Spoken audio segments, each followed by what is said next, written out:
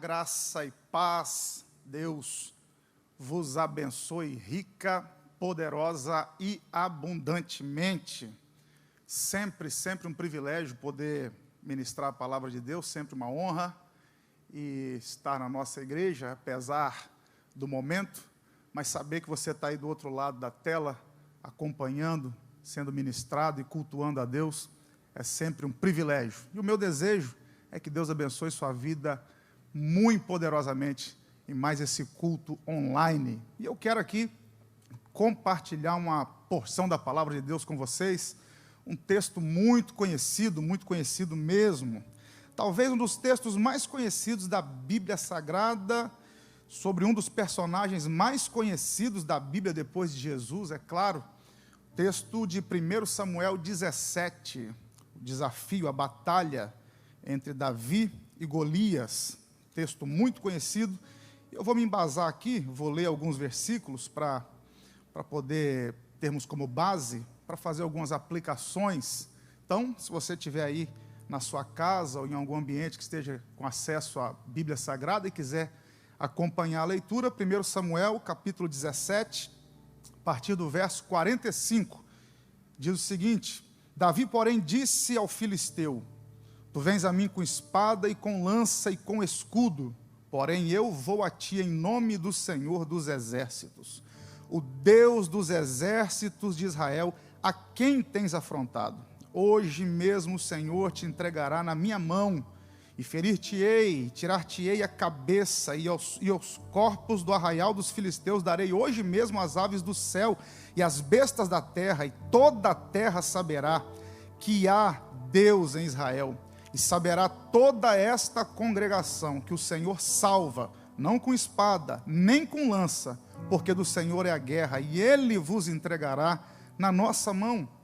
E sucedeu que levantou-se o filisteu, e indo encontrar-se com Davi, apressou-se Davi, correu ao combate, a encontrar-se com o filisteu.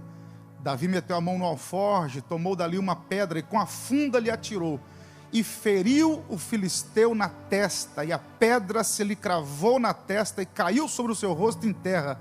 Assim Davi prevaleceu contra o filisteu, com uma funda, com uma pedra, feriu o filisteu, e o matou, sem que tivesse uma espada na mão. Pelo que correu Davi, pôs-se em pé sobre o filisteu, tomou a sua espada, tirou-a da bainha, e o matou, e lhe cortou com ela a cabeça. Vendo então os filisteus que o seu campeão era morto, fugiram. Amém e amém. Um dos textos mais conhecidos da Bíblia Sagrada, até quem não professa a nossa fé, até quem não crê no nosso Deus, muitas vezes já ouviu falar desse texto. Um texto muito conhecido, uma passagem que serve como metáfora. É muito comum quando você vê alguém enfrentando uma batalha gigante, enfrentando algo de nível extraordinário, chega a assemelhar a batalha entre Davi e Golias. Quando alguma coisa é muito desproporcional, alguém diz, é como se fosse Davi lutando contra Golias. Um texto muito conhecido. Na verdade, esse texto aqui, ele vai trazer a evidência a Davi. A gente olha para a Bíblia Sagrada, a primeira menção que faz de Davi está lá em Ruth, no capítulo 4, no verso 17, quando diz que o filho de Ruth, com Boaz, Obed, foi pai de Jessé, e Jessé foi pai de Davi. Logo em seguida, nós temos algumas citações onde Davi aparece implicitamente, não explicitamente. Por exemplo, na profecia que um homem de Deus entrega à casa de Eli, 1 Samuel, capítulo 2, verso 35, repreendendo o sacerdote Eli pelo pecado de seus filhos, o homem de Deus diz, olha, eu vou levantar um sacerdote fiel, que estará diante do meu ungido. Aquele ungido ali é Davi. Quando chegamos no capítulo de número 13 de 1 Samuel, quando Saul sacrifica como se fosse sacerdote em Gilgal, Samuel repreende e diz, olha Saul, por causa do seu pecado, Deus já escolheu alguém melhor do que você. Davi já estava ali implicitamente. No capítulo 16 de 1 Samuel, quando o profeta vai à casa de Jessé, unge Davi, todos nós conhecemos a história. Mas é aqui no capítulo 17, através desse confronto com Golias, que Davi vai tornar-se conhecido em toda a nação de Israel. Eu gostaria de extrair algumas lições desse texto tão conhecido e todos nós já sabemos, mas permita-me relembrá-lo aqui rapidamente. Os israelitas estão em guerra contra os filisteus no vale de Elá. De um lado, o exército de Israel, do outro lado, o exército filisteu e o vale no meio. Durante 40 dias, Golias sai do arraial dos filisteus e desafia Israel, dizendo: dá-me um homem para pelejar comigo. Enquanto isso, Davi está lá apacentando as ovelhas de seu pai Jessé em Belém. Jessé envia Davi para que possa levar alimento para os irmãos e trazer notícia. E quando Davi chega no campo e ouve o desafio do gigante, Davi não se aguenta e ele decide encarar o desafio. Seu irmão Eliabe tenta repreendê-lo. Saul tenta desmotivá-lo ao ver a sua inexperiência de guerra, e Davi, então, fazendo menção de suas vitórias ocultas contra o leão e o urso, Davi se diz apto a encarar aquele gigante. E aí os versículos que nós lemos aqui mostram a hora do combate, quando Davi, de posse de apenas uma pedra e uma funda, joga aquele gigante de 3 metros aproximadamente ao chão. Logo em seguida, Davi, com a cabeça de Golias, no final do texto, se apresenta em Jerusalém e diante de Saul. E esse feito vai fazer de Davi um dos homens mais conhecidos da história. Agora vamos extrair algumas lições aqui para aplicarmos para a nossa vida através desse texto. Primeira coisa que eu aprendo é que essa batalha era uma batalha extremamente representativa. Por quê? Porque quando você olha os versos 8 a 11 de 1 Samuel 17, e eu te recomendo que faça isso aí onde você estiver, se tiver acesso a uma Bíblia Sagrada. 1 Samuel 17, do verso 8 ao verso 11, o desafio de Golias é o seguinte: um homem, eu represento os filisteus, e vocês enviem um homem representando Israel. Então, embora seja um combate, um duelo, são apenas 2 homens que vão para o vale, mas por detrás daqueles homens, cada homem representa o seu exército, e cada exército representa o seu povo. Se Golias perde, todos os filisteus perdem. Se Davi perde, todo Israel perde. A primeira coisa que eu tenho que entender quando os gigantes da vida me desafiarem é que por detrás dos meus embates, por detrás dos meus combates, por detrás dos gigantes que me afrontam, tem mais gente envolvida. A minha derrota acarretará a derrota de muitas pessoas, mas a minha vitória também trará vitória a outras pessoas. Gente que está do outro lado da tela me assistindo, e talvez você está receoso, pensativo, se deve ou não enfrentar esse gigante. Talvez até pensou em recuar diante da ameaça desse colossal inimigo. E Deus te colocou aí para dizer: não recue, encare esse gigante. Por quê? Porque se você vencer, sua família vence. Quando você vencer, a sua empresa vence. Quando você vencer, a igreja vence contigo. Existe gente por detrás dessa batalha envolvida. Então não fuja desse gigante. Cada soldado representa um exército. Cada exército representa um povo. Então, essa batalha, embora fosse só entre Davi e Golias, era uma batalha muito representativa, como as batalhas da nossa vida também são. Segunda coisa que eu aprendo é que esse desafio de Golias, embora Davi tenha ouvido apenas uma vez, ele se repetiu por 40 dias. Quando você olha 1 Samuel 17, verso 16, diz que 2 vezes ao dia, ao longo de 40 dias, somando um total de 80 vezes, Golias desafiou Israel. Eu aprendo que existem gigantes, problemas que vão ecoar durante dias na minha vida. É aquele problema que ao levantar ele vem à minha mente, ao dormir ele está na minha mente. É Golias desafiando Israel 2 vezes ao dia por 40 dias. Existem problemas que são assim. Talvez haja pessoas aí agora, com certeza há, porque Deus te colocou aí para assistir essa palavra. E os desafios têm se repetido várias vezes ao dia. E a palavra que eu tenho para você é: está chegando a hora desse gigante cair.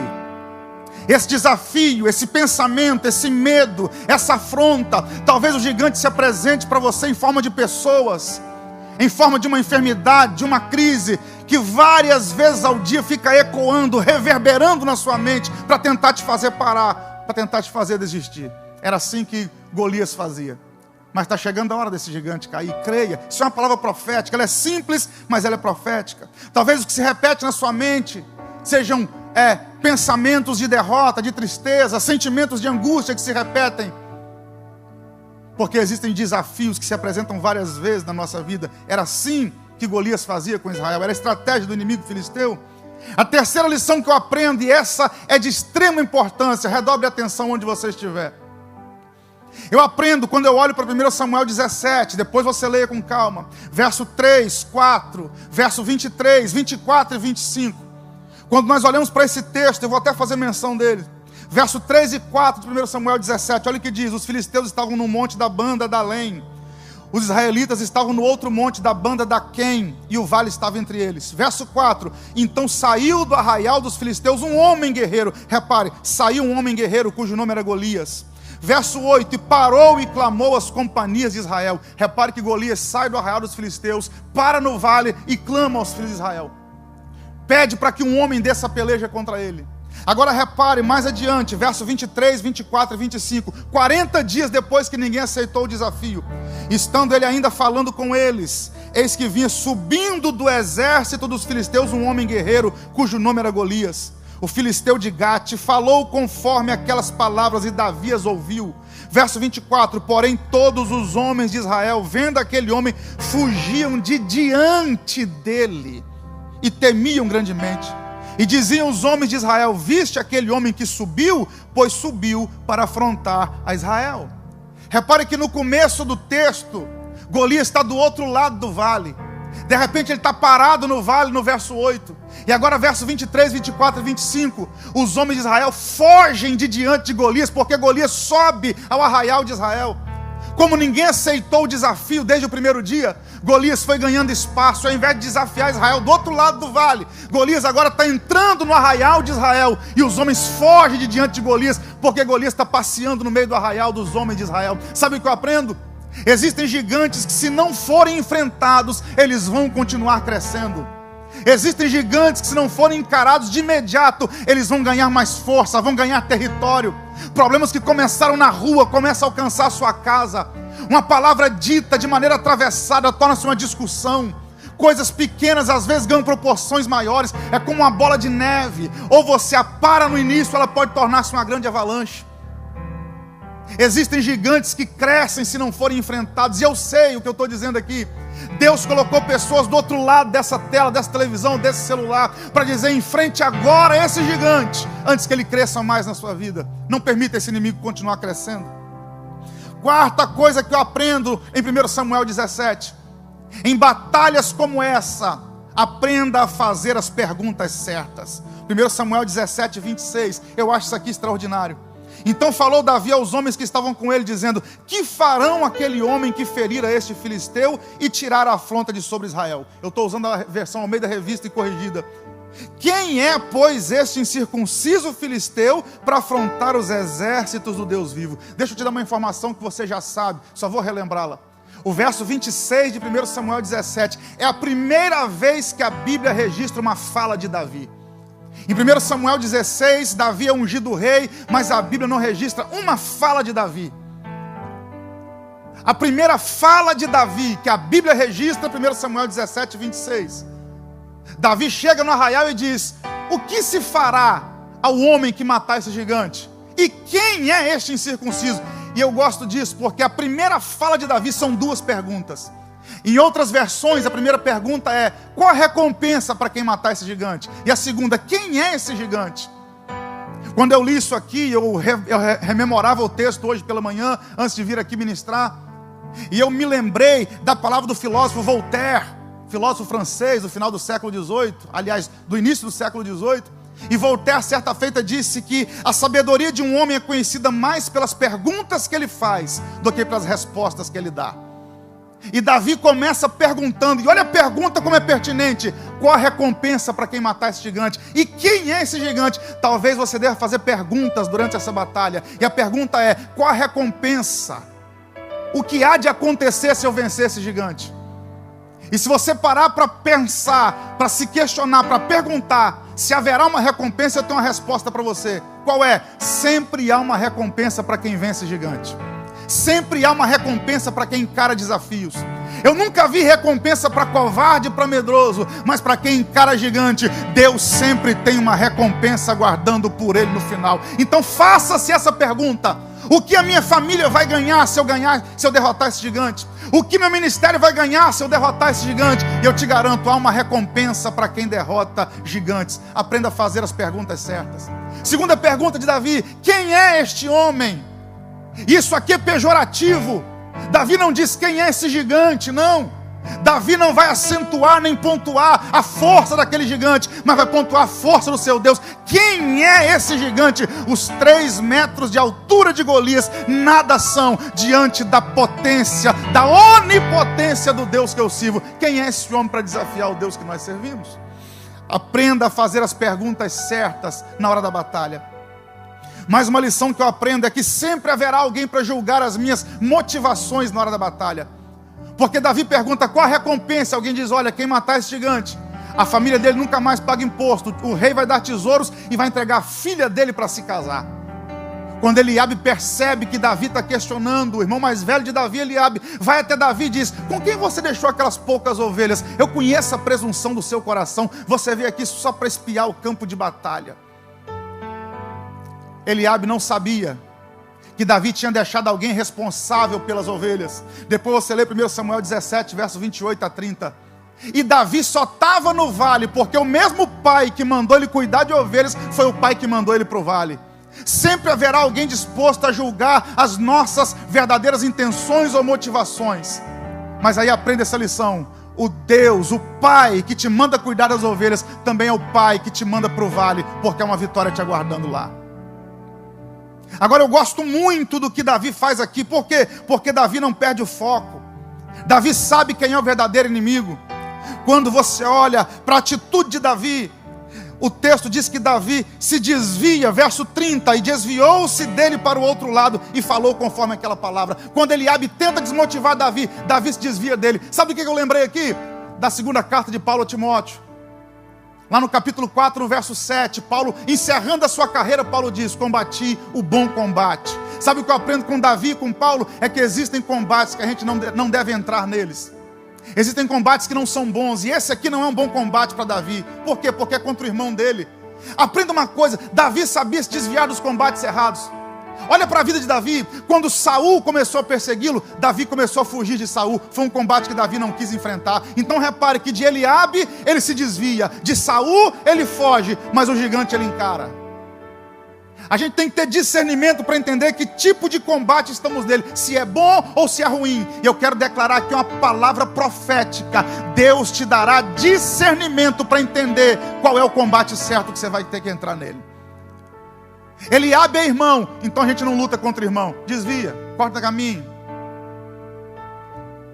Saul é líder, é ungido, e contra ungido a gente não peleja, e ungido a gente não toca. Davi foge. Mas Golias é filisteu e é gigante. Golias a gente encara. Deus te dará discernimento para saber quem é o verdadeiro inimigo. Sexta coisa que eu aprendo, e eu já estou concluindo, é que quando Saul fica sabendo que Davi está fazendo perguntas sobre a recompensa, verso de número 33, 32 e 33, Saul manda chamar Davi, e vira para Davi e diz assim no verso número 33, contra este filisteu não poderás ir a peleja, porque ele é um homem experiente na batalha e você ainda é moço. Aprenda uma coisa: Saul olhou para Davi e falou: você é inexperiente, e além disso você é moço, você é pequeno. Ele é um gigante, homem experiente na batalha. Mas uma coisa que eu aprendi, meu amigo pastor Bruno Fernandes, que está aqui acompanhando, uma coisa que eu aprendi muito cedo é que Deus não precisa de um gigante para matar outro gigante. Deus não precisa de gigantes para derrotar gigantes. Deus só precisa de alguém que tenha fé e coragem para derrubar um gigante. No meu último livro que eu lancei, 99 Pensamentos e Reflexões à Luz da Bíblia, o pensamento número 59 está lá no livro. É uma frase minha, e eu a coloquei aqui no texto. Não há problema algum em sermos pequenos. O problema é quando temos medo dos gigantes. Não há problema nenhum em você ser pequeno. O problema é quando você começa a ter medo dos gigantes. Deus não precisa de gigante para matar gigante. Deus precisa de alguém que tenha fé e coragem. E você, eu declaro profeticamente, será um desses, pequeno, mas de fé e coragem para derrubar gigantes. Saul tenta dar a Davi a sua armadura. E é o sétimo ponto. Eu aprendo uma lição: não troque as armas que Deus te deu pela armadura de Saul. Davi até aqui venceu urso e leão usando funda e cajado. Não vai ser a armadura de Saul que vai lhe dar vitória. Outra coisa, há uma intenção secundária em Saul dar a sua armadura para Davi. É só você analisar. Está lá em 1 Samuel 9, Saul era um homem alto, dos ombros para cima Israel, ninguém sobressaía Saul. Davi é de mediana estatura, a armadura de Saul nunca daria em Davi. Mas por que Saul tenta vestir Davi com a sua armadura? É porque eles estão num vale. Quem vestisse a armadura de Saul e vencesse Golias, de longe os soldados que olhassem no vale iriam pensar que era Saul que estava vencendo o gigante. Por quê? Porque a armadura era feita sob medida e personalizada. A armadura de Saul em qualquer lugar alguém conhecia. E se algum soldado vestindo a armadura de Saul vencesse Golias, de longe alguém ia dizer: é Saul quem está vencendo a batalha. Havia uma segunda intenção. Então fica aqui essa lição: não troque as armas que Deus te deu pelas armas que Saul te oferece, não. Oitava lição: cuidado com as vozes que você ouve. Cuidado com as vozes que você ouve no campo de batalha. Sabe por quê? Porque Davi ouviu 4 vozes no campo de batalha. Eu vou te mostrar isso aqui. No verso 25, Davi ouve as vozes dos soldados dizendo: o gigante se levantou contra nós. Representa a voz do medo. No verso 28, Davi ouve a voz do seu irmão. Com quem você deixou aquelas poucas ovelhas? É a voz do desdém. Terceira voz que Davi ouve é a voz de Saul no verso 33. Você não pode encarar esse gigante, é a voz da impossibilidade. A quarta voz que Davi ouve, está do verso 42 ao verso 44, é a voz de Golias, é a voz da afronta, dizendo: eu vou dar sua carne para as aves do céu e para as bestas da terra. Davi ouve 4 vozes em 1 Samuel 17. Uma coisa que me chama a atenção é que Deus não falou com Davi em momento nenhum. Então Davi ouve 4 vozes do inimigo, mas não ouve uma voz de Deus. Não ouve a voz de Deus. Em momento nenhum Deus falou: Davi, eu estou contigo, vai lá que você vai derrubar esse gigante. Não. Davi ouve a voz dos soldados, ouve a voz do irmão, ouve a voz de Saul, ouve a voz de Golias, e todas são vozes que tentam colocá-lo para baixo. Mas Deus em momento algum falou com Davi. E por que mesmo assim Davi encara? Porque o silêncio de Deus ainda é mais forte do que qualquer voz que possa vir do inferno. Há quem diga que se a Bíblia estiver aberta, Deus nunca estará em silêncio. Mas todos nós é que sabemos que há momentos que parece que Deus não está respondendo a nossa oração. Todos nós já passamos por isso um dia. Mas por que Davi encara o gigante mesmo ouvindo tantas vozes? E aqui fica um conselho: cuidado, porque nesses dias de pandemia existem multiplicidades de vozes. São muitas vozes, falando muitas coisas. Fica com aquilo que Davi fez. Por quê? Porque Deus não falou nada, mas Davi conhecia a Deus. E aquilo que Deus já fez no passado me ajuda a entender o que Ele fará no presente e no futuro. Deus não precisa repetir toda hora que está comigo. Se uma vez Ele disse: eu estou contigo, eu posso encarar o gigante que Ele vai beijar a lona. Cuidado com as vozes que você tem ouvido. Penúltima coisa para nós podermos orar agora. Golias vem com espada, com escudo e com lança. Golias diz: vou dar sua carne para as aves do céu e para as bestas da terra. Davi havia pegado 5 pedras do ribeiro. Mas Davi vira para Golias e diz assim: eu vou contra ti em nome do Senhor dos Exércitos. Davi não diz: eu vou contra ti com uma funda e com pedras. Não, Davi diz: olha, você vem contra mim com espada, escudo e lança. Eu vou contra ti em nome do Senhor dos Exércitos. Guarde isso aí no seu coração, irmão. O inimigo vem contra nós com alguma coisa, mas nós vamos contra ele em nome do Senhor dos Exércitos. O inimigo vem com, mas nós vamos em que, pastor? Em nome de Cristo Jesus, em nome do Deus dos Exércitos. Eu não sei com o que o inimigo tem te afrontado, mas é em nome do Deus vivo, o Senhor dos Exércitos, que você vai encarar essa peleja. Davi então coloca a pedra na funda e acerta a testa do gigante. E por que Davi pegou pedras lisas do ribeiro?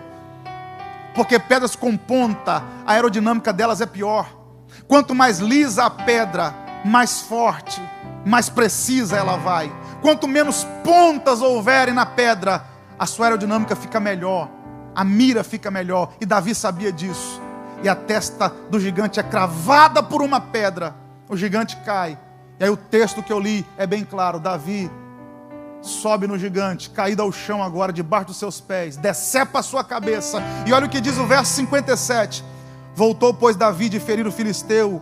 Abner o tomou consigo e trouxe a presença de Saul, trazendo ele na mão a cabeça do filisteu. E eu acho esse texto extraordinário. Porque Davi vai diante de Saul e diante de Israel, carregando a cabeça de Golias na sua mão. Todos nós aqui sabemos que colocar a mão sobre a cabeça de alguém é sinal de autoridade. Quando eu coloco as minhas mãos sobre a cabeça de alguém, eu estou dizendo, eu tenho autoridade sobre a sua vida. Pela ótica humana, Davi não tinha estatura, não tinha altura para colocar as mãos na cabeça de Golias, mas Deus deu autoridade a Davi sobre Golias. Como pela ótica natural não dava para Davi colocar as mãos na cabeça de Golias, Deus derruba o gigante, arranca a cabeça, mas Davi coloca a mão em cima. Eu quero declarar em nome de Jesus, pessoas que estão me assistindo aqui do outro lado, Deus te deu autoridade sobre esse gigante. Encare, você vencerá esse desafio. Agora, sabe qual o segredo de Davi aqui? Era a aliança que ele tinha com Deus. Quando ele ouve o desafio de Golias, ele diz, olha, quem é este incircunciso? E todos nós sabemos que a circuncisão representava uma aliança de Deus com o povo de Israel. O grande segredo de Davi aqui está na aliança que ele tem com Deus. Eu sei o que eu vou dizer aqui agora. Deus colocou pessoas do outro lado que precisam imediatamente refazer a sua aliança com Deus, refazer a sua aliança com Cristo. Gente que está afastada do Evangelho, gente que está distante da comunhão com o Pai, e Deus te colocou aí do outro lado para dizer, esse gigante só vai cair quando você tiver aliança comigo novamente. Ou talvez pessoas que nunca tiveram uma experiência com Deus. Alguém te indicou, vai lá, entra no canal da DEVEC, assiste o culto online, Deus vai falar contigo, e Deus está falando contigo aí agora. Eu sei que você está com saudade disso. Se você estiver do lado de alguém agora aí, dá aquela catucada nele e fala, ó, é para você essa palavra. O gigante só cai quando temos aliança com Deus. E Deus te colocou aí para refazer a sua aliança, ou para fazer uma aliança com Deus. Você está afastado do Evangelho, ou você nunca tomou a decisão de reconhecer Cristo como seu único e suficiente Salvador. E hoje é dia de você tomar essa decisão. Eu quero orar por você, aonde você estiver. Gente que está afastada do Evangelho, ou gente que não se decidiu por Cristo ainda. O pai é crente, a mãe é crente, eu gosto muito de frisar isso aqui, um amigo, pessoas que te incentivam, mas você mesmo ainda não tomou essa decisão. Na tela do seu computador, da sua televisão, do seu telefone, aparece aí agora um QR Code. Para que isso, pastor? Se você se decide agora aceitar a Cristo, você reconhece, você está dizendo, eu quero voltar à comunhão com o Pai, eu quero voltar à comunhão com Cristo, com a igreja, independente do momento que estamos vivendo. Se você direcionar o seu aparelho para esse QR Code, você vai ser direcionado para uma página, onde você vai receber instruções, faremos contato com você, e a nossa preocupação é essa, onde você vai passar a sua eternidade, como está a sua vida com Deus. Você quer voltar para Jesus agora, ou quer reconhecer Jesus como seu Salvador? Eu vou orar por você agora. Eu sei que tem gente tomando essa decisão. Eu quero te parabenizar, dizer que é a melhor decisão da sua vida. Deus te colocou aí do outro lado para que você tomasse exatamente essa decisão. Eu vou orar com você agora. Senhor, em nome de Jesus, eu oro por cada irmão, por cada irmã, por cada amigo, amiga que está do outro lado da tela agora. Gente que o Senhor colocou aí, assim como o Senhor conduziu Davi até aquele vale, para que a partir daquele momento a vida de Davi mudasse. O Senhor colocou pessoas aí do outro lado, para que a partir desse momento suas vidas também mudassem. Pessoas que estão agora tomando a decisão de refazer uma aliança contigo. Outros que estão fazendo pela primeira vez essa declaração de fé, reconhecendo, eu quero Jesus como meu Salvador. Pai, eu concordo, seus nomes escritos no livro da vida e do Cordeiro, que haja um novo tempo sobre eles, sobre as suas famílias, e gente que está sendo afrontada por gigantes dessa vida, problemas quase que insolúveis, ou talvez insolúveis, no campo da impossibilidade. Tu és o mesmo Deus de Davi, o Deus que quando somos fiéis a Ti, o gigante cai, beija a lona, e eu quero declarar um tempo de vitória, para esse irmão, para essa irmã, para essa pessoa que se decide agora, e também para cada irmão que cultua conosco aqui nessa noite. Pai, eu declaro a bênção, a vitória, a paz, que assim seja, em nome de Jesus. Deus abençoe sua vida, sua casa, sua família, e até a próxima, permitindo Deus.